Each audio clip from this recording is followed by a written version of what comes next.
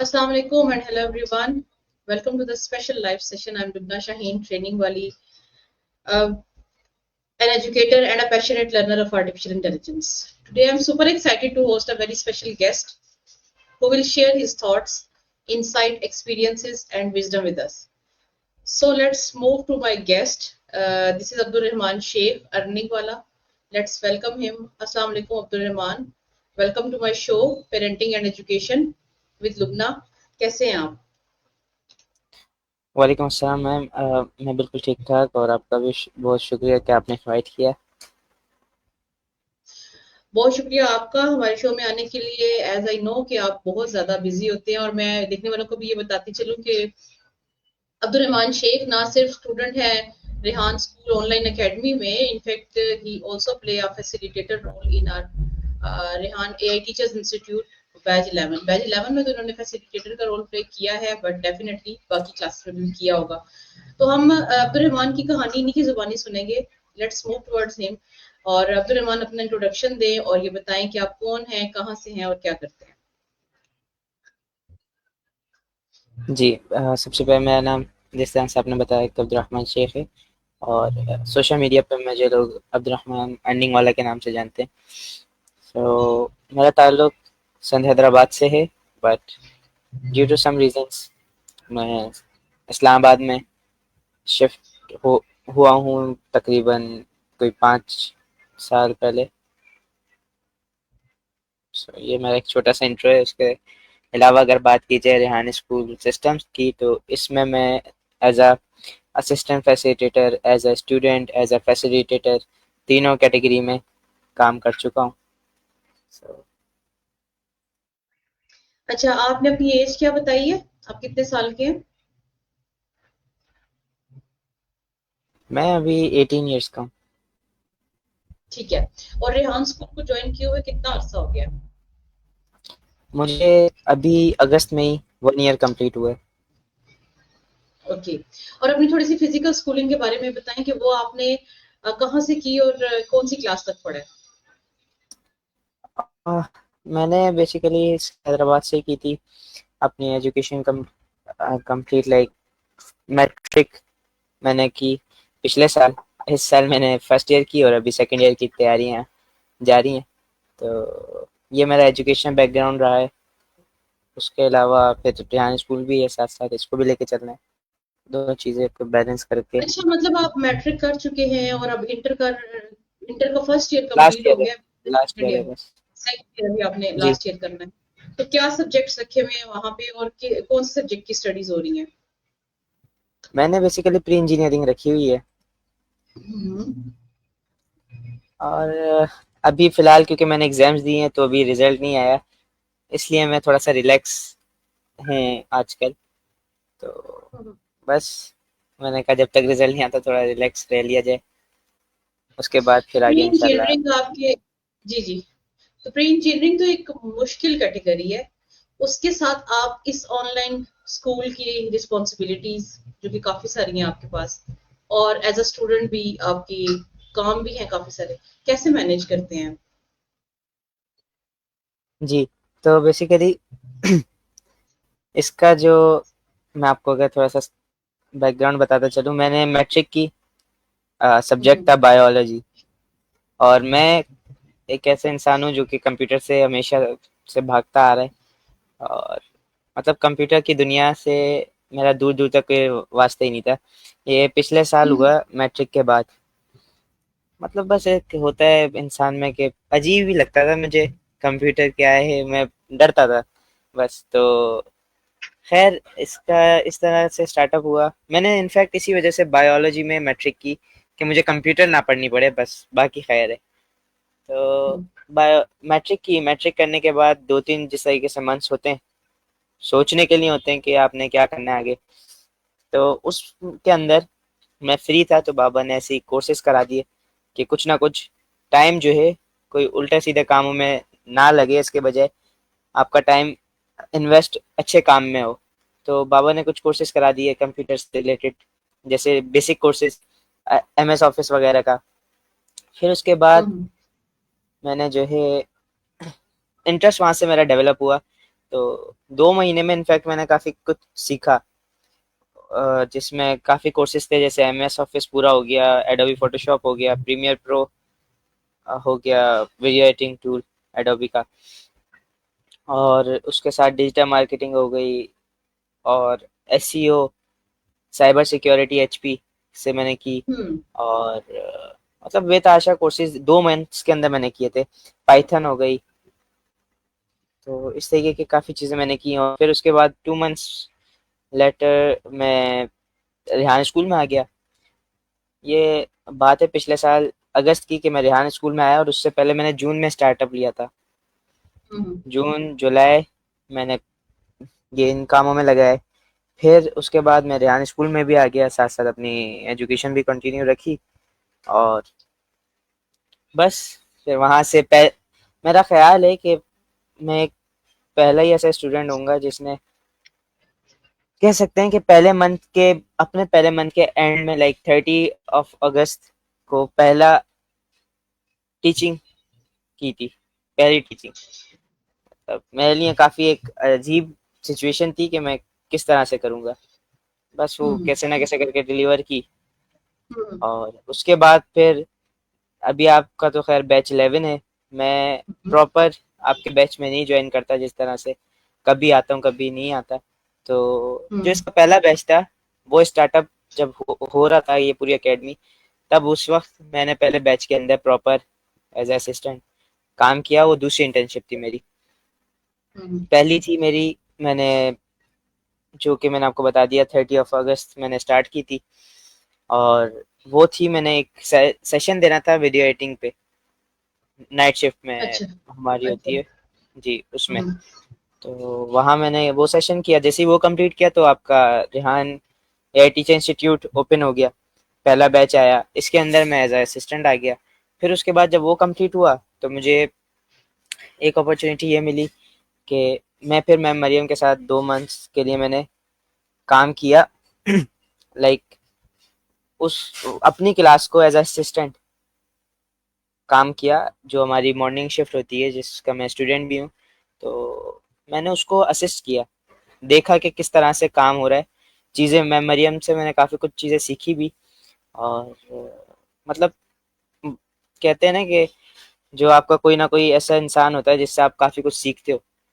तो हम्म। वो वो मेरे वालिदैन के बाद मैं मरियम थी, जिनसे मैंने काफ़ी कुछ चीज़ें सीखी, बेसिक हम्म। से लेके आज तक। जो कुछ भी आता है वो बाबा ने भी, नो डाउट, बाबा ने सबसे पहले चीज़ें बताई, सिखाई, और उन्हीं की बदौलत जो है आज मैं इस स्टेज पे हूँ। बट उसके बाद मैम मरियम, मैं समझता हूँ मैम मरियम हैं जिन्होंने मुझे काफ़ी कुछ चीज़ें सिखाई।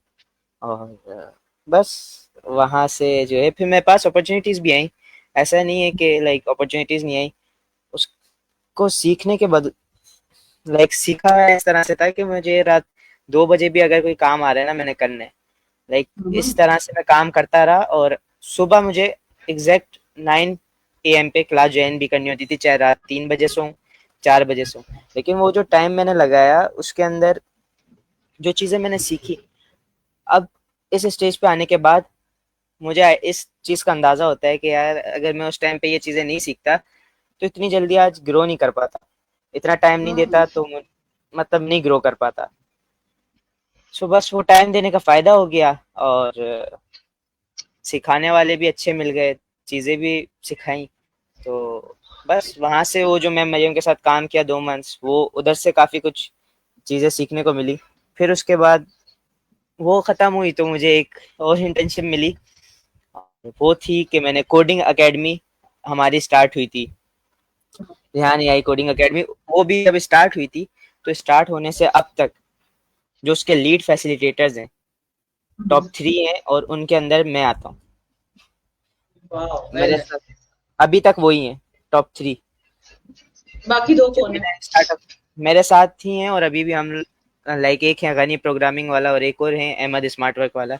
हम 3 लोगों ने स्टार्टअप लिया था एज अ फैसिलिटेटर। और हमारे साथ जो है फरहान भाई, जो कि इस प्रोजेक्ट, मतलब कोडिंग को जो है हेड करते हैं, देखते हैं, वो होते थे हमारे साथ, होते हैं बल्कि अभी भी। तो वो बैक एंड पे होते हैं, और हम फ्रंट एंड कह सकते होते हैं, काम कर रहे होते हैं। तो फिर ड्यूटीज भी बढ़ी जब काम, अच्छा इसका भी मुझे अचानक अचानक पता चला था। वो इस तरह से कि लाइक मैं बैठ संडे का ही डे था, और लाइक रात दोपहर में हमारी, मुझे पता चला कोई 4:30 बजे कि आपकी मीटिंग है 5 बजे दौलत भाई के साथ और फरहान भाई के साथ। मैंने कहा पता नहीं होगी कोई ऐसी मीटिंग होगी, मैंने ज्वाइन कर ली 5 PM। अब मुझे सुनने को मिलता है कि भाईजान लीड पे जो 3 फैसिलिटेटर्स हैं, और उनमें से एक आप हैं, एक गनी भाई है और एक अहमद है। अब मैं हैरान, मैंने कहा क्या मतलब क्या हो रहा है, मुझे समझ नहीं आई। तो खैर वो मीटिंग हुई, और उसके फौरी फौरी बाद जो है, समझ तो कुछ भी नहीं है कि मैं सिखाऊंगा क्या। और उसके साथ मुझे एक बहुत बड़ी जिम्मेदारी ये भी मिली कि मेरे अंडर असिस्टेंट्स काम करेंगे, 2 असिस्टेंट फैसिलिटेटर्स होंगे जो काम करेंगे। तो अब मसला ये आया कि उन दोनों को भी टाइम देना पड़ेगा, उनके साथ डेली बेसिस पे मीटिंग करनी पड़ेगी, बातचीत करनी पड़ेगी कि किस तरह से क्लास करनी है। अब मुझे तो कोई आइडिया नहीं था इस चीज़ का, बट वोटिंग हुई थी, तो वोटिंग के अंदर हम 3 का ही नाम आया, तो बस वो काम किया। और अभी मुझे रिसेंटली उसका सर्टिफिकेट भी मिल गया, 5 मंथ्स इंटर्नशिप का। और उसके साथ साथ इंटर्नशिप का एक अलग से सर्टिफिकेट था, वो था जिसमें लाइक डिफरेंट फरहान भाई के साथ हमने काम किया कोडिंग से रिलेटेड। और उसके अलावा ये तो फैसिलिटेटर की जगह पे हम संभाल रहे होते हैं। तो बस इस तरह से ये हो गई इंटर्नशिप। उसके बाद मेरी एक और इंटर्नशिप होती है जो कि, अच्छा इसका भी मुझे आइडिया नहीं था। लोगों ने मुझे देखा और उसके बाद जो है, बस उन्होंने कहा कि हमने सीखना ही इन भाई से। तो वो एक क्लब स्टार्ट हुआ था गोल्डन क्लब के नाम से, जिसमें सीनियर सिटीजन्स थे अब 65 एज। तो उसमें मैं क्या करता था, अच्छा वो होती सुबह सुबह 8 बजे थी, मैं मरियम की क्लास होती थी, एक ही बैच होता था उस वक्त। तो मैं ऐसे ही चला जाता था ना, मैं ऐसे ही चला गया, और थोड़ा बहुत अगर मैं जल्दी उठ जाता था तो मैं वहां जाके सीख रहा होता था, और कुछ सिखा भी देता था। तो वहां से कुछ लोगों ने जो है ना फैसला किया कि हमने एक अलग से सेशन करना है, हमारा एक अलग से बैच बनना चाहिए। और हमने जो हमारा जो फैसिलिटेटर होगा ना, जो हमें हेड करेगा, वो अब्दुलरहमान होगा। अब मुझे इसका कोई आइडिया नहीं था कि ये हो क्या रहा है। मुझे पता चला नाइट, पता चला मुझे कि, मुझे तब पता चला जब मुझे ग्रुप में भी ऐड कर दिया गया एज अ फैसिलिटेटर काम करना है। और फिर उसके बाद कुछ चीज़ें मुझे समझाई गई। अच्छा मैं थोड़ा सा कंफ्यूज ही था कि हो क्या रहा है ये। तो बैच 2 कह सकते हैं कि मैंने 65+ एज के लोगों को भी पढ़ा चुका था, मैं पढ़ा चुका हूँ। सो वो काफ़ी अच्छा रहा एक्सपीरियंस। बस समझ नहीं आई पहले हो क्या है। मेरे साथ हमेशा ऐसे ही हुआ है कि जो काम करना होता था ना, उसमें मुझे हाफ आवर पहले या एक दिन पहले पता चलता था, कोई प्रिपरेशन नहीं, कोई कुछ जहन में नहीं आता उस वक्त तो, के हो क्या रहा है। सो बस ये काम किया। फिर उसके बाद करते करते उन्हीं लोगों ने मुझे कहा कि आप हमारे साथ पेड इंटर्नशिप कर लो।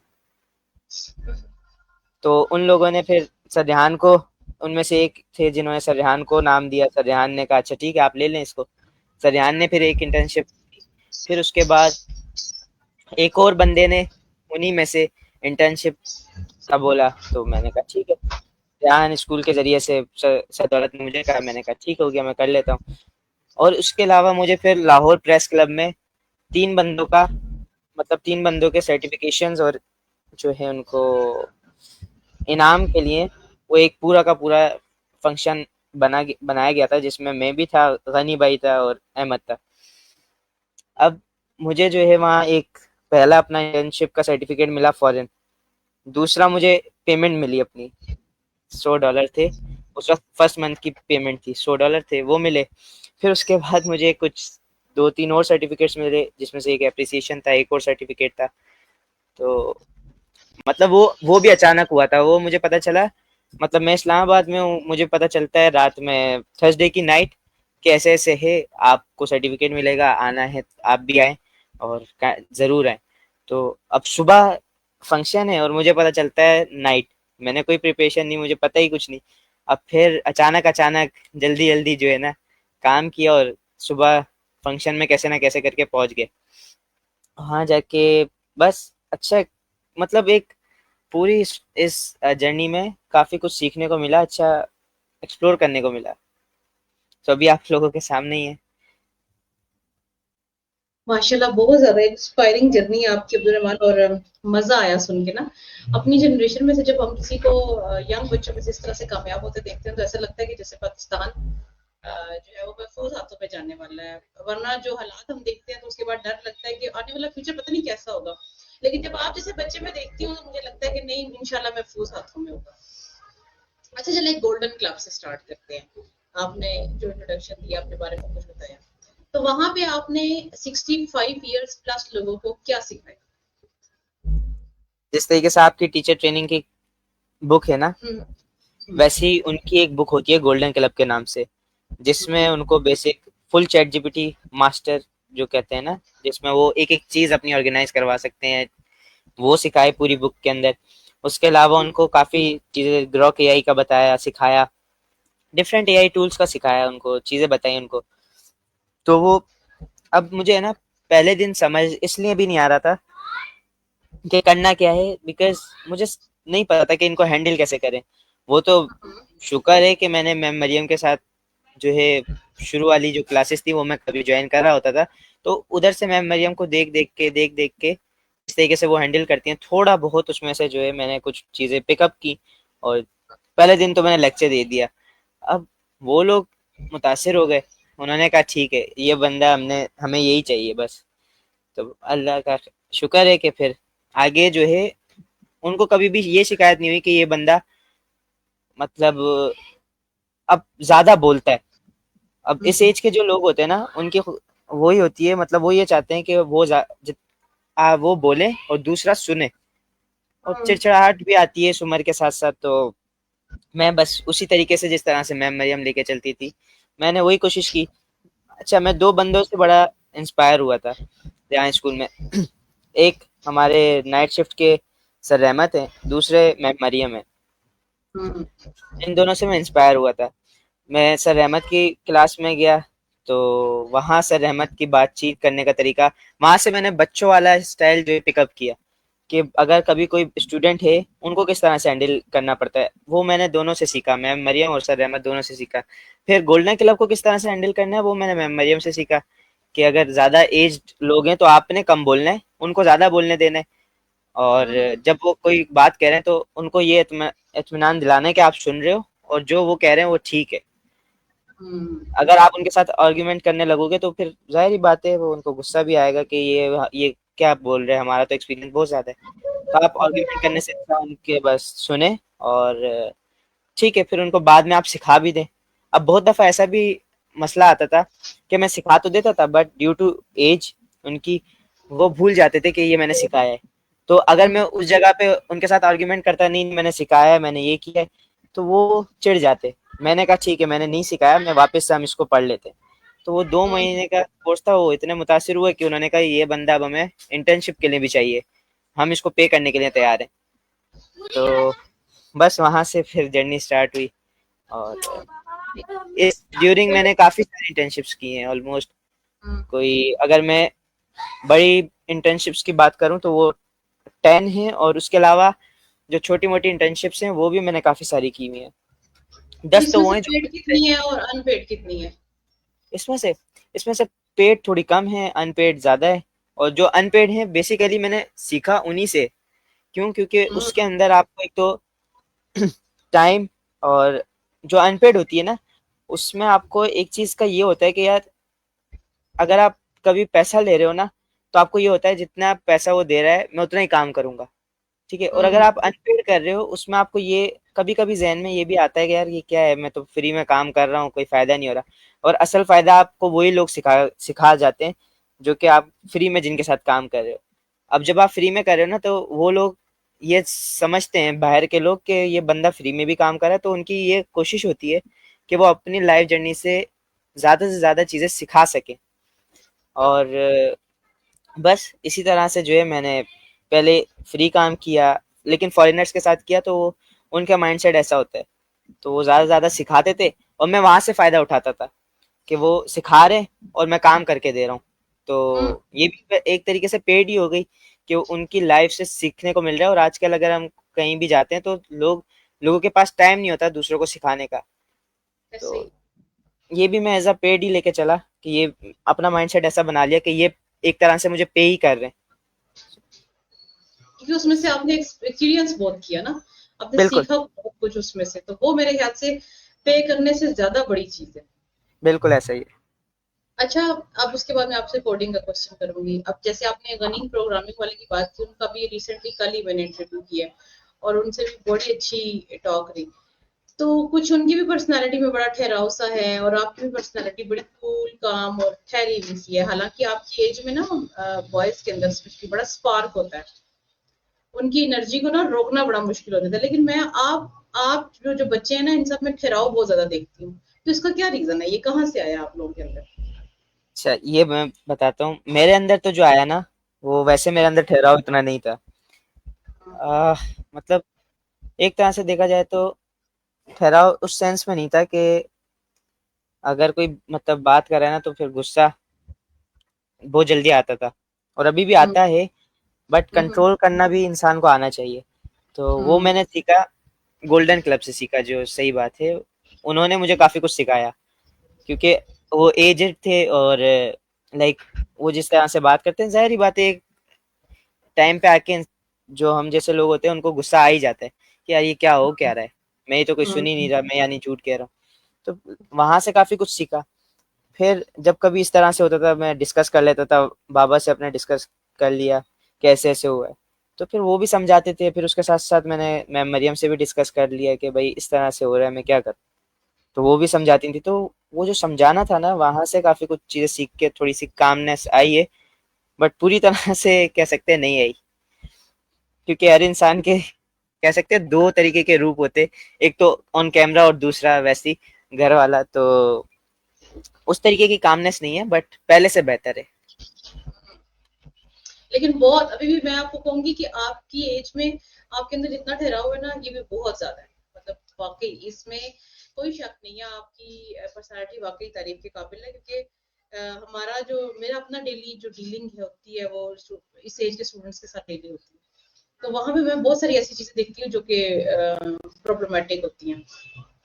अच्छा, ये बताइए कि आप जैसे इस्लामाबाद में हैं अभी, तो इस्लामाबाद में फिजिकल स्कूल भी है, रेहान कैंपस भी है। तो उसको आपने विजिट किया है कभी, या वहां पे कभी कोई फैसिलिटेटर का रोल प्ले किया हो आपने? ये मैं बताना भूल गया, ये वही उसी में आ जाता है, छोटी मोटी इंटर्नशिप्स। तो ये भी मैं कर चुका हूँ। ये अच्छा। तकरीबन जितने कैंपसेस है ना उसमें से एक कैंपस रह गया है। कौन सा वाला? जी, उसमें से खानेवाल कैंपस। देखा जाए ना, खानेवाल को भी मैंने ऑनलाइन ट्रेनिंग दे चुका हूँ। हम्म। बुक वन कोडिंग में मेरा दूसरा बैच था। कोडिंग में बिकॉज मैं डिफरेंट क्लासेस को संभाल चुका हूँ ना। तो पहला जो मुझे मिला था स्टार्टअप, वो मिला था बुक वन से। बुक वन को एज अ लीड फैसिलिटेटर काम करना है उसमें। वहां से हम्म। मुझे स्टार्टअप मिला। और फिर उसके बाद आहिस्ता आहिस्ता जो है वहां के मैंने 3 बैच खत्म किए। और हम्म। जिसमें से एक खाने वाला कैंपस था, वो मैं फिजिकल तो ट्रेनिंग नहीं दे सका, बट वो इधर से मैंने इस तरह से ट्रेनिंग दे दी। तो उसके बाद जो है फिर मैं जो बुक टू में आना पड़ा। मैं नहीं आना चाह रहा था, बट आना पड़ा। हाँ, मुझे नहीं पता किस तरह, तो बस आ गए। फिर उसके बाद वहां के मैंने 2 बैच खत्म किए। और मेरी क्लास वाले काफी सारे खुश होते थे, लेकिन एंड के अंदर वो बेचारे ये कहते थे आपने बड़े स्ट्रिक्टली काम कराए। अब वो मुझे, अगर मैं नहीं कराता तो वो नहीं करते ना। तो मुझे हम्म। जिधर लगता था फिर मैं कराता था काम, और बहुत जल्दी जल्दी खत्म कराता था दूसरों के मुताबिक बैच। मेरी कोशिश हम्म। होती थी जल्द से जल्द खत्म हो और वो सीखें, ऐसे भी खत्म ना हो जल्दी जल्दबाजी में कि वो कुछ सीख ना पाए। तो बस यही हम्म। कोशिश रही है कि जो सिखाऊं उनके समझ आ जाए। जब तक समझ नहीं आती थी ना तो मैं आगे नहीं बढ़ता। मेरा ये है कि जब तक किसी को समझ ना आए आगे नहीं बढ़ता। और फिर अभी ऑलमोस्ट ये मेरे 5 बैच मैंने खत्म कर चुका हूँ, मैं करा हम्म। चुका हूँ। उसके बाद अब जाके मैं बुक थ्री में, मुझे अभी पिछले 1 महीने पहले डाल दिया कि अब आप यार बुक थ्री में आ जाओ।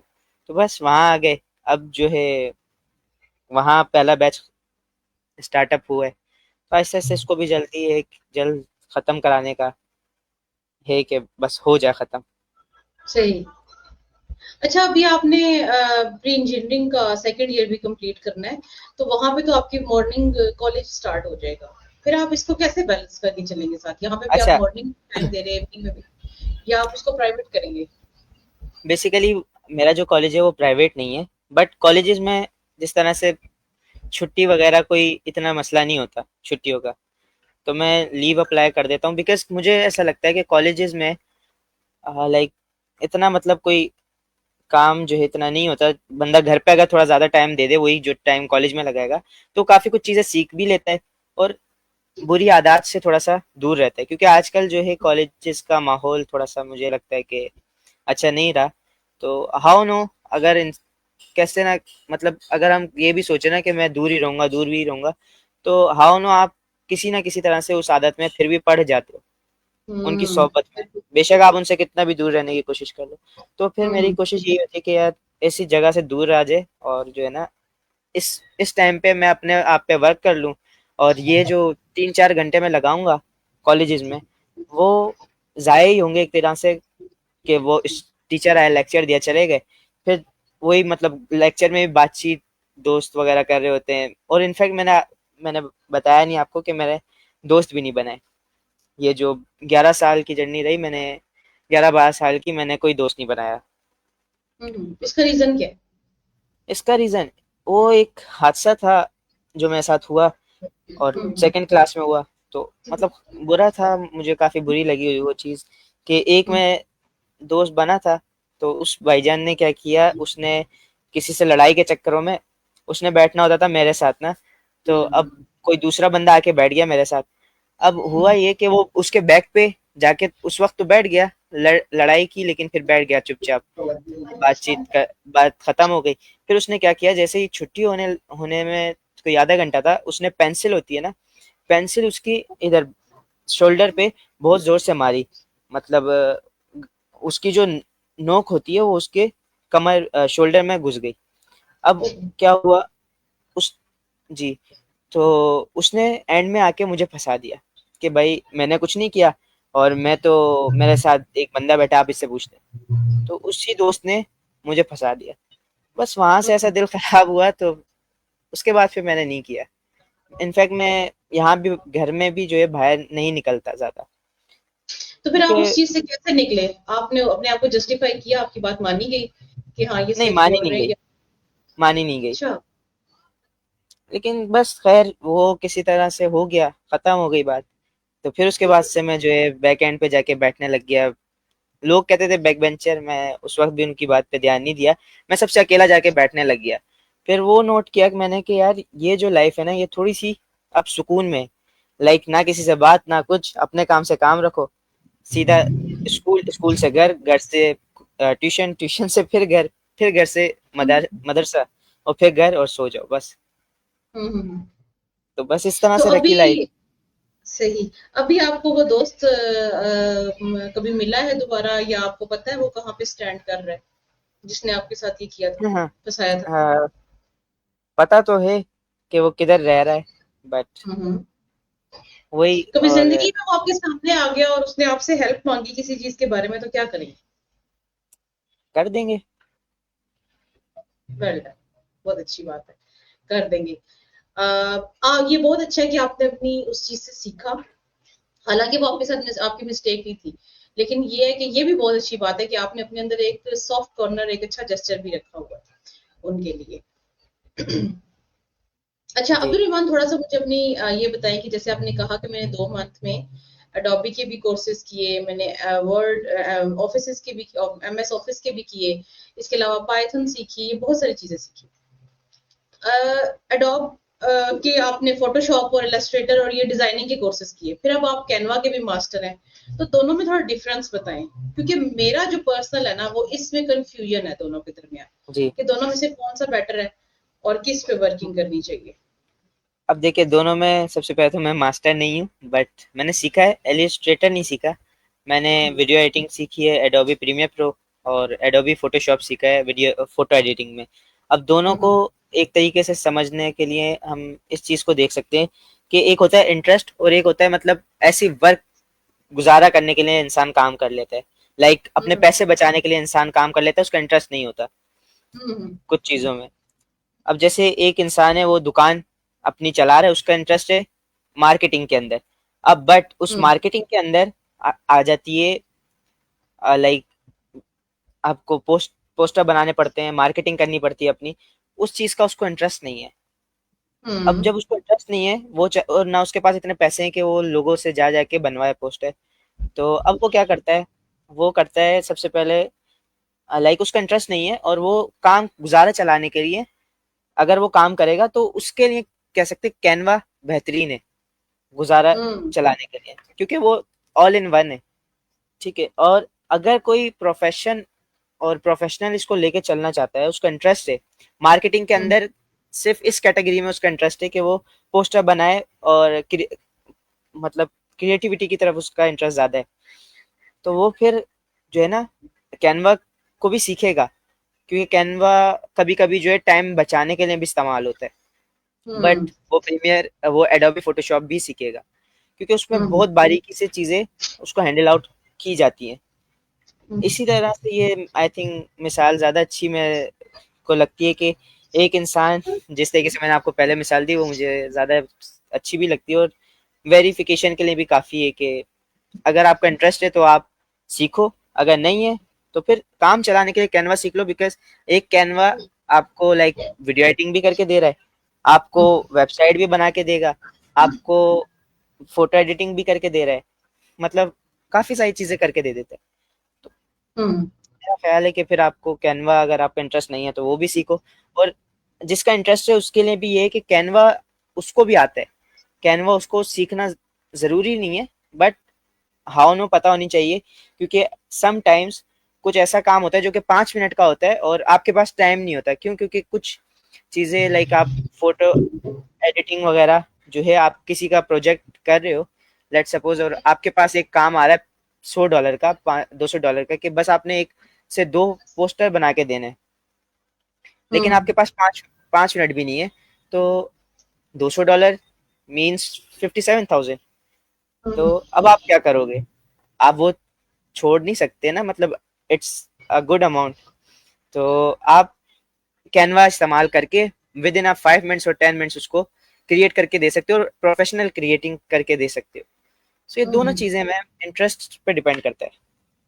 जबरदस्त। ठीक है। मुझे वैसे पर्सनली एडोबी के जो सॉफ्टवेयर है वो थोड़े मुश्किल लगते हैं, तो मेरा बिल्कुल, कैनवा की तरफ इंटरेस्ट थोड़ा ज्यादा है इस मामले में। बिल्कुल ऐसा ही है। और वाकई काम वाली बात है कि काम को आसान भी बना देता है। अच्छा, आपके नाम के साथ अर्निंग वाला लगा हुआ है, जैसे कि मुझे हमें पता है कि आप वाला या वाली आपने लाजमी चूज करना होता है अपनी अपने लिए। तो अर्निंग वाला क्यों हुआ? आपने तो कोडिंग की हुई है, आपने तो इंटर्नशिप की हुई है, डिजाइनिंग की हुई है, इतनी सारी फील्ड्स हैं आपकी, सिर्फ तो अर्निंग वाला क्यों लगाया इसके साथ? अच्छा, इसका मुझे भी आइडिया नहीं था कि कभी मैं इस नाम को लगाऊंगा। मैंने हम्म लगाया हुआ था डिजिटल मार्केटिंग वाला, हम्म और लाइक मुझे सर रिहान का मैसेज आता है कि भाई आप जो है ना दूसरा कोई नाम देखो, उन्होंने समझाया कि इस तरह से नहीं है, ये भी किसी ना किसी चीज के अंडर आती है डिजिटल मार्केटिंग भी, तो आप हमने जो लिस्ट लगाई है ना वो बहुत सोच समझ के लगाई, उन्होंने काफी मतलब इस पे डिटेलिंग में समझाया, तो फिर आके मैंने चेंज किया। और अर्निंग वाला वैसे मैंने ऑटोमेट मतलब कह सकते हैं जल्दबाजी में लगाया था, बट आहिस्ता हम्म आहिस्ता मुझे समझ ये आई कि यार देखा जाए तो अर्निंग आप किसी भी फील्ड में चले जाओ, चाहे आप एक्टिंग की दुनिया में चले जाओ, मुझे क्योंकि कह सकते हैं मेरा पैशन जो है ना वो एक्टिंग रहा है, हम्म और अभी तक मैं काफी करता भी हूँ, मेरे टिकटॉक चैनल्स भी हैं, तो खैर एक्टिंग का रहा है। और मैं इनफैक्ट मैंने कोरंगी एक कराची में कैंपस है, कोरंगी कैंपस, वहाँ ट्रेनिंग जो दी थी वो 2 3 बच्चों को जो सिखाया था सर के कहने पे, वो यही था, एक्टिंग ही थी। सर को इतनी पसंद आई तो सर ने कहा आप वहाँ भी सिखा लें, वहाँ सिखाई, तो बस वहां हम्म से जो है क्लिक हुआ कि यार खैर ज्यादा नहीं बोलता है, बट वहां से जो है एक्टिंग का भी शौक है। तो कहने का मकसद ये है कि इंसान को जिस चीज का शौक हो ना उसको वो भी कर लेना चाहिए, और बस फिर मैंने अर्निंग वाला लगाया, जिस चीज का भी आपको शौक है ना, at the end of the day आपने उसके अंदर जाके पैसा कमाना है, ठीक है। हम्म फ्री आप रह नहीं सकते दुनिया में, तो हम्म अर्न अर्न तो कुछ ना कुछ करना पड़ेगा। तो मैंने कहा हम्म अभी तो हमारे जहन ऐसा है कि बदलता रहेगा वक्त के साथ हम्म साथ, मेच्योर अभी कह सकते हैं कि पूरा नहीं है। तो आहिस्ता आहिस्ता जब बदलेगा तो अर्निंग तो नहीं बदलेगी ना, गोल तो वही रहेगा कि हमने कमाना है। हम्म तो वो आहिस्ता आहिस्ता फिर मैंने ये सोचा। फिर दूसरी सोच ये डेवलप हुई, जो मैं सीखूंगा तो वो क्यों ना सिखाऊं लोगों को, और लोगों को डिजिटली काम करना सिखा दूं तो वो भी अर्न करेंगे। फिर इसको मैंने गोल हम्म बना लिया कि भाई मेरा आगे का मकसद ये है कि लाइक जो मैं सीखूं वो लोगों को फ्री में सिखाऊं, और उस चीज से वो जो गरीब लोग हैं वो अर्न करना स्टार्ट कर दें और उनके हालात, माली हालात अच्छे हो जाएं। तो वो इसको हम्म। गोल भी बना लिया। जबरदस्त। मेरा अगला सवाल आपसे यही था कि आपकी जिंदगी में जो कुछ भी हुआ है वो बस अचानक ही हुआ है। आपने अचानक इंटर्नशिप कर ली, आपने अचानक लेवल हाँ 1 की बिल्कुल। पढ़ ली, लेवल 2 बढ़ा दिया। तो ये अचानक अचानक वो तो पर्सनली आप किस चीज में इंटरेस्टेड थे और आपका अपना पर्सनल डिसीजन क्या था कि मैं इस तरफ जाऊं, तो बेसिकली वो एक्टिंग है। तो इसको कभी भी जी आपने ना रोकना नहीं है, और बेशक अपने चैनल्स के थ्रू, अपने प्लेटफॉर्म्स के थ्रू आप इस चीज को लेकर आए आगे, लेकिन आपने जरूर इस चीज को करना है और अपनी एक्टिंग स्किल को दबने ना दे। मेरे ख्याल से एक्टिंग एक ऐसी चीज है जो शौक से ही की जा सकती है, जिसको बिल्कुल। इतना सिखाया नहीं जा सकता। अगर आपके अंदर है ना ये चीज, तो फिर आप बहुत अच्छी कर लेंगे और कामयाब भी हो जाएंगे इसमें। जी मेरे तो चैनल्स हैं, और जो मैं करता हूँ वो जितने लोग देखते हैं उनको पसंद भी आती है। हम्म, लेकिन मैम इसके साथ ये है ना कि मुझे काफ़ी लोगों ने ये भी समझाया है, मेरे वाले साहब ने भी समझाया कि एक्टिंग के साथ आपके पास कोई भी चीज़ आप कर रहे हो ना उसके साथ आपके पास प्लान बी भी होना चाहिए, जो कि यस। अभी मैंने सीखा है, सुना है और समझा भी है कि ये होना ज़रूरी है। बिकॉज एक्टिंग कह सकते हैं आप करो, उसको छोड़ो नहीं, बट उसके साथ साथ आपके पास प्लान बी इसलिए होना चाहिए क्योंकि अगर आप उसमें कामयाब नहीं हो सके तो क्या करोगे आप? या तो बिल्कुल। एक ऑप्शन होगा कि आप परेशान होके, इतना डिप्रेस्ड होके आप गलत कदम उठाओ, या दूसरा आपके पास ऑप्शन ये होगा कि आपने प्लान बी अगर बनाया हुआ होगा, उस पर काम किया होगा, उस पर वर्क किया होगा, तो आप अच्छा ठीक हो गया, प्लान ए कंप्लीट नहीं हुआ तो आप परेशान नहीं होगे, आप प्लान बी की तरफ चले जाओगे जिसका आपने काम किया हुआ है ऑलरेडी, बस आपने जाके इंटरव्यू देना है और काम आपको मिल जाएगा। तो हम्म, दोनों प्लान्स होने चाहिए, तो मेरा ख्याल है कि इस चीज़ पे वर्क इंसान को कर लेना चाहिए जब उसके पास टाइम हो। सही। अच्छा अब्दुलरहमान, एक सवाल जो मैं हमेशा आपकी जो एज के बच्चे आते हैं मेरे शो में उनसे पूछती हूँ कि ये वो एज होती है ना जिसमें राइट और रॉन्ग का इतना ज्यादा कॉन्सेप्ट नहीं होता, और ज्यादातर अट्रैक्शन जो है वो रॉन्ग चीजों में ज्यादा हो रही होती है। रॉन्ग इन द सेंस कि इस एज में बच्चे एक तो बुरी सोबत में पड़ जाते हैं, स्मोकिंग जो है वो सम टाइम इसी एज में स्टार्ट होती है, वे पीना शुरू कर देते हैं, बिहेवियर चेंज बहुत ज्यादा आना शुरू हो जाते हैं, नेगेटिविटी वाले। और पेरेंट्स से दूरी, टीचर्स की बात समझ नहीं आती। इसके अलावा मतलब ऑपोजिट जेंडर के साथ भी जो है वो अट्रैक्शन और ये सारी चीजें। तो आप इस बारे में क्या कहेंगे? ये चीजें हमारे बच्चों में कहाँ से आती हैं? क्या हमारी सोसाइटी में किसी चीज की कमी रह गई है, या हमारी तरबियत में पेरेंट्स की तरफ से या तालीम में किसी चीज की कमी रह गई है कि ये वाले मसले मसाइल बॉयज के अंदर स्पेशली बहुत ज्यादा अब देखे जा रहे हैं? जी बिल्कुल ऐसा ही है। सबसे पहले तो मैं जो स्कूल वगैरह मैं नहीं जाता, उसकी वजह यही है कि लाइक आपको सोहबत ऐसी मिल जाती है और कि आप ना चाहते हुए भी खराबी की तरफ चलते चले जाते हो। वो आपको उस टाइम पे काफ़ी मज़ा दे रही होती है, काफ़ी अच्छी लग रही होती है, और हम्म बाज़ औक़ात लोग इसलिए करते हैं कि लाइक थोड़ा-सा शो ऑफ होता है, पता नहीं वो समझते हैं कि स्मोकिंग से लाइक पता नहीं अट्रैक्शन होती है, लोग समझते हैं कि बड़ा कोई बंदा है और ये वो। तो बस वहाँ से जो है ना लाइक ऐसा इसके अपोज़िट होता है। जो ये काम कर रहे होते हैं उनको लोगों की नज़र में तो हेट ही मिल रही होती है।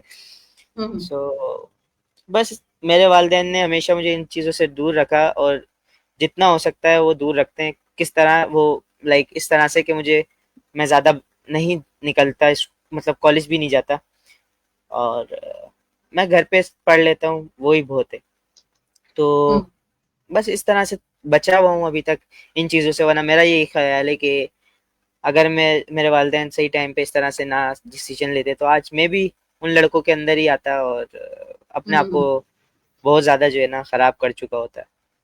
तो जी। बस ये होता है कि आप पे नज़र हमें जो है ना, मुझे इनफैक्ट अभी तक भी जो सही बात है वो है कि मुझे कभी कभी बुरी लग जाती है, लेकिन जब आप इंसान ये सोचे ना कि अगर वालिदैन नज़र ना रखें तो फिर जो बच्चे हैं ना वो बहुत ज़्यादा आउट हो जाते हैं। तो हम्म। मेरे वालिदैन ने मुझे मुझे नहीं लगता जितनी मुझे आज़ादी दी हुई हो उतनी किसी को मिली हो। तो मुझे हर चीज़ की आज़ादी है, हम्म। बट उसके साथ साथ मेरे वालिदैन की मुझ पे नज़र भी होती है।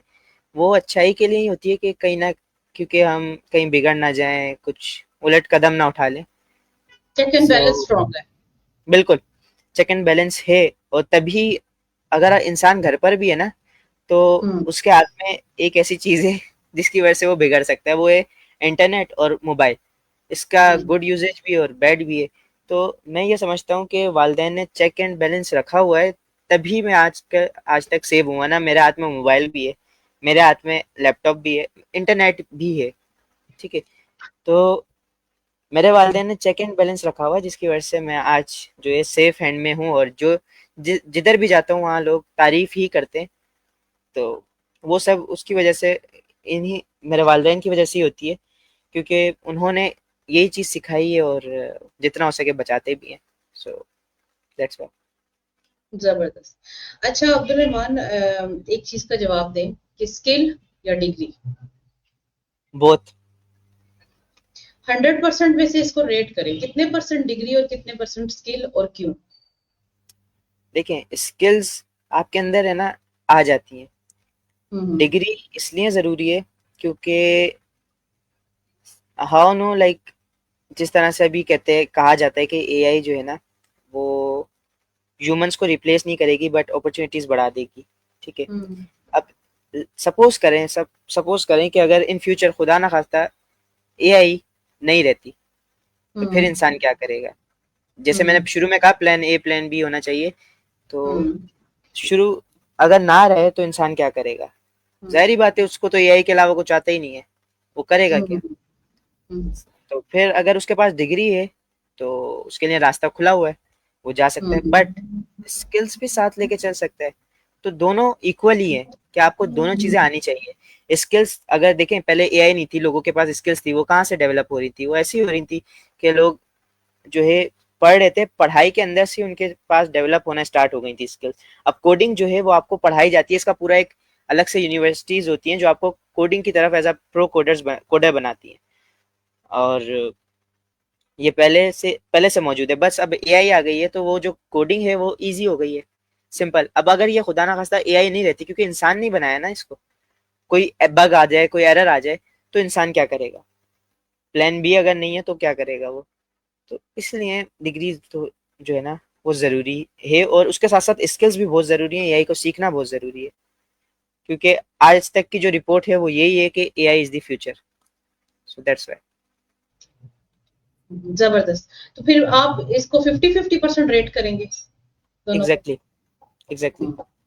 यानी कि दोनों को बैलेंस करके चलना चाहिए। हम सिर्फ एक ट्रेंड की तरफ ना चल पड़े, हमने अपनी डिग्री कंटिन्यू करनी है और उसको जरूर साथ साथ लेके चलना है। बिल्कुल। अच्छा, आप जैसे एक ऐसे इदारे में एज अ स्टूडेंट भी हैं, एज अ फैसिलिटेटर भी हैं, काफी इंटर्नशिप भी कर चुके हैं, मेरे ख्याल से आपको बहुत एक्सपीरियंस है, जो कि world's first artificial intelligence school है। जी तो जी। आप ने इस चीज को काफी बड़े लेवल पे देखा होगा कि आर्टिफिशियल इंटेलिजेंस का क्या फ्यूचर है पाकिस्तान के अंदर। हम्म। इसका फ्यूचर बेसिकली अभी जो मुझे दिख रहा है वो यही है कि आहिस्ता आहिस्ता जो है ना, अब वेबसाइट्स पहले तो बहुत कम हुआ करती थी, मतलब हम्म। थी बट लोगों को उसकी नॉलेज नहीं थी। बट अब जो इवेंट्स हो रहे हैं, जो लाइक टेक्नोलॉजी से रिलेटेड इवेंट्स अब जो है ऑर्गेनाइज्ड हो रहे हैं पाकिस्तान के अंदर, और दुनिया भर से लोग भी उसको आके देखते हैं। तो अब जो है ना फंडिंग भी स्टार्टअप हो चुकी है। क्यों? क्योंकि लाइक अब जिस तरह से पाकिस्तान का एक इस चीज़ में भी नाम बन गया कि दुनिया का जो पहला स्कूल है वो पाकिस्तान के ही एक इंसान है जिसने स्टार्टअप लिया। हम्म। तो हम्म। इधर भी नाम बन गया। अब सर रेहान के ज़रिए से भी देखा जाए ना तो आईटी का बहुत बड़ा जो जिन लोगों का नाम है उनमें से सर रेहान भी आते हैं। हम्म। और अब थ्रो सर रेहान काफ़ी ऐसी चीज़ें मैं देख रहा होता हूँ कि हो रही होती हैं पाकिस्तान में, और लाइक सर रेहान ने, अच्छा मज़े की बात ये है कि कॉल एनी जो हम लोग कर रहे हैं, इसका हम्म। अगर देखा जाए ना बैक हिस्ट्री, तो इसको पाकिस्तान में अप्रूव कराने वाला जो बंदा है वो सर रेहान ही है। सर अच्छा, रेहान जिन्होंने ये ये कॉल एनी मुझे ये बनाई नहीं है, पता। जी, जिन्होंने ये कॉल एनी बनाई है ना, उनके साथ मिल के सर रेहान ने इसको पाकिस्तान में इसको वर्केबल बनाया था, पहले नहीं थी ये। अच्छा, मतलब जबरदस्त।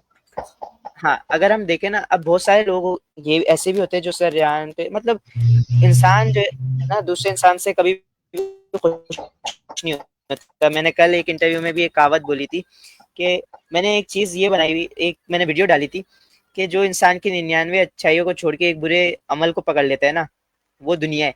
और जो उसकी 99 गलतियों को छोड़ के एक नेकी को पकड़ ले, वो अल्लाह है। और जो हम्म। अल्लाह जिसको पकड़ ले, वो फिर कामयाब तरीन इंसान है। उसी में से मैं समझता हूँ सर रेहान भी है। और हम्म। बस यही है कि आप दुनिया वालों को छोड़ दें और अपने आप पे फोकस रखें ना, तो फिर काफ़ी चीज़ें आपको मिल जाती हैं। हम्म। आपको पता भी नहीं होता आपको फिर, लाइक जो है ना सर रेहान खुद ये बात करते कि मुझे अंदाज़ा नहीं था। लाइक अभी हमारी लास्ट क्लास हुई थी तकरीबन कोई 4-5 दिन पहले, तो उसमें सर हम्म। रेहान ने खुद भी ये बात बोली थी कि मुझे अंदाज़ा नहीं था कि इस लेवल तक भी मैं जा पाऊंगा। मतलब ये जो स्कूल है, इसको इतना ग्रो अप हो गया, ये बहुत जल्दी हुआ। और मतलब जल्दी, हमें तो जल्दी लग रहा है, बट सर रेहान ने इस पे काफ़ी सालों की मेहनत है सर की। तो सर हम्म। रेहान यही कहते हैं कि मुझे नहीं पता था कि मैं इतनी जल्दी ग्रो अप कर पाऊंगा। सो वही बात है कि मुझे ऐसा लगता है कि सर रेहान की कोई ना कोई नेकी ऐसी है जिसकी वजह से उनके साथ अल्लाह का ऐसी सपोर्ट आ जाती है कि वो जो काम करना चाहते हैं ना, वो कर जाते हैं। बिल्कुल, सर रेहान जो है वो एक चेंज सेटर है। मतलब वो एक बिल्कुल। चेंज लेकर आए हैं, और चेंज भी लोगों के अंदर मेंटली चेंज, क्योंकि आपको पता है कि हमारे यहाँ अपने मेंटल को चेंज करना, एक चीजें हमें फिक्स हुई हुई होती है ना, उसको चेंज करना बहुत मुश्किल होता है, नहीं चेंज कर पाते। और ये सेरा वाकई सर रेहान अल्लाह वाला के सर जाता है। अच्छा, कोई एक ऐसा शौक जो आपको लगता है कि आपका पूरा नहीं हो सका, लेकिन आप 4-5 साल बाद जब आप बिल्कुल इंडिपेंडेंट हो जाएंगे तो आप उसको पूरा कर लेंगे।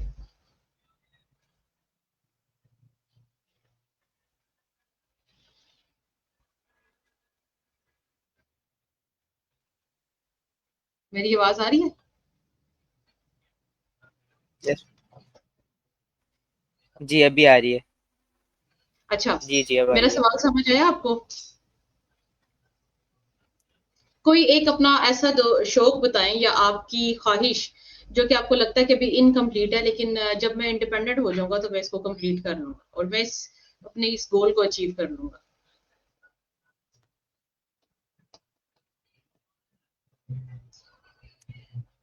मेरी दो ऐसी ख्वाहिशें हैं जो मुझे ऐसा लगता है कि अभी तक कंप्लीट नहीं है, और वो मैं अगर इंडिपेंडेंट होऊंगा, अगर अच्छा इनकम जनरेट कर रहा हूँ, तब मैं जाके उसको अचीव कर सकता हूँ, पूरी कर सकता हूँ। उसमें सबसे पहले आता है एक्टिंग। अभी मैंने इनकम्प्लीट ही है क्योंकि वो मैंने स्टार्ट ली है, और मतलब उस लेवल की नहीं है जो मैं सोच रहा हूँ शुरू से।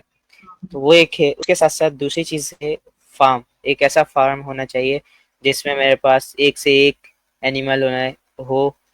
तो मुझे एनिमल्स का शौक है, बट सिर्फ शौक की हद तक, के काम वगैरह हैं वो काफ़ी मतलब नहीं होते। और वो इसी तरीके से हो सकता है जब इतना मेरे पास इनकम हो कि मैं एनिमल्स भी रख सकूं महंगे से महंगा, उसके साथ उसके लाइसेंस भी होने ज़रूरी हैं वो हो, और साथ साथ उनके केयर टेकर्स भी मैं रख सकूं। वो तभी हम्म। पॉसिबल है जब मैं एक अच्छी इनकम जनरेट कर रहा हूँ। सही, जबरदस्त। अच्छा, लास्ट में अपने देखने वालों को, स्पेशली अपनी एज के बच्चों को, क्या मैसेज देना चाहेंगे?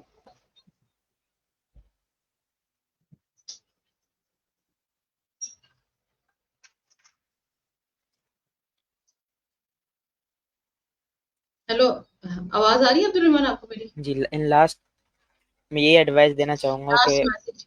हाँ जी। जैसे मैंने अभी देर पहले बोला। जी जी।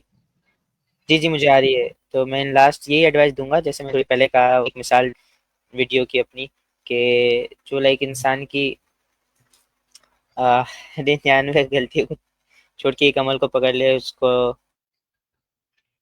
रब्बुल आलमीन कहते हैं, और जो इनकी नेकियों को छोड़ के, अच्छाइयों को छोड़ के ये गलती को पकड़ कहते हैं। तो इंसान, यानी इससे ये साबित होता है कि दुनिया आपसे कभी भी खुश नहीं हो सकती, चाहे आप हम्म। कितना ही कुछ क्यों ना कर लो। आपकी अगर पूरी जिंदगी में आपने सिर्फ एक गलती की है, वैसे तो ऐसा नहीं है, बट एग्जाम्पल, अगर आपने एक गलती की है ना, तो दुनिया आपकी पूरी लाइफ भूल जाएगी, आपका पूरा सेक्रीफाइसेस भूल जाएगी, आपकी अच्छाइयाँ भूल के वो गलती पकड़ लेगी कि इस बंदे ने ये गलती की तो की कैसे। तो हम्म। लाइक आपको शौक है, उस पर काम करो और हम्म। दुनिया की फिक्र छोड़ दो। बाज़ औक़ात लोग इस चीज़ से घबरा जाते हैं कि यार लोगों ने इस तरह से बोल दिया कि तू तो कर ही नहीं पाओगे भाई, आप किधर से आ गए हो, आपके लिए है ही नहीं इंडस्ट्री, हम्म। तो हम्म। आपके लिए ये फील्ड आपको सूट ही नहीं करेगी। बट बहुत सारे लोग जो है ना, फिर हिम्मत हार के पीछे हट जाते हैं कि यार ऐसे मुझे लोगों ने बोला है, मैं नहीं कर पाऊंगा, मैं वाकई नहीं कर सकता। बट अगर आप देखो ना कि आप, दुनिया तो आपसे खुश ही नहीं होती, वो चाहती नहीं आपको आगे बढ़ता हुआ देखना। तब जब आप हम्म। ये माइंडसेट के साथ काम करोगे ना, तो फिर आपको कोई रोकने वाला नहीं होगा। फिर चाहे दुनिया बातें बनाए, लोग बोलें, आप एक कान से सुनते हो, दूसरे से निकालते हो। और जब आप कुछ बन जाते हो, तो यही वो लोग होते हैं जो कि आपके पास अपने मसले मसाइल लेके आते हैं, यार भाई ये मसला आ गया, इसको सॉल्व कर दो। तो हम्म। टाइम लगता है, लेकिन जब आप कोई अच्छे ओहदे पे जाके बैठते हो ना, तो दुनिया भी आपको सलाम करती है। हम्म। So, बिल्कुल दुनिया ऐसे को ही है। अगर अपने सामने झुकाना है, तो उसके लिए मेहनत दरकार है, और उसके साथ साथ आपका शौक, जिस चीज में शौक है आप वो काम करो, मेहनत रखो अपनी पूरी, बाकी अल्लाह पे छोड़ दो, जो होगा अच्छा ही होगा। That's it. इंशाल्लाह। बहुत शुक्रिया अब्दुल रहमान, आपके टाइम का। वक्त बहुत कीमती है और आपने वीकेंड पे मुझे टाइम दिया। मैं इसका तहे दिल से आपका शुक्रिया अदा करती हूँ। देखने वालों का भी बहुत शुक्रिया जिन्होंने हमें प्यार दिया, हमारे पॉडकास्ट को लाइक किया। आपने अगर अब्दुल रहमान से रिलेटेड कोई भी सवाल पूछना हो या इनके चैनल्स को अपने सब्सक्राइब करना हो, तो मैं इनके चैनल्स का लिंक जो है वो डिस्क्रिप्शन में ऐड कर दूंगी, वहां से आप इनको फिगर आउट कर सकते हैं और आप कमेंट बॉक्स में अपने कमेंट्स भी छोड़ सकते हैं। दोबारा किसी नए सितारे के साथ हाजिर होंगे इंशाल्लाह बहुत जल्द। अपना बहुत सारा ख्याल रखिएगा, दुआ में याद रखिएगा। अल्लाह हाफिज। अल्लाह हाफिज अब्दुल रहमान।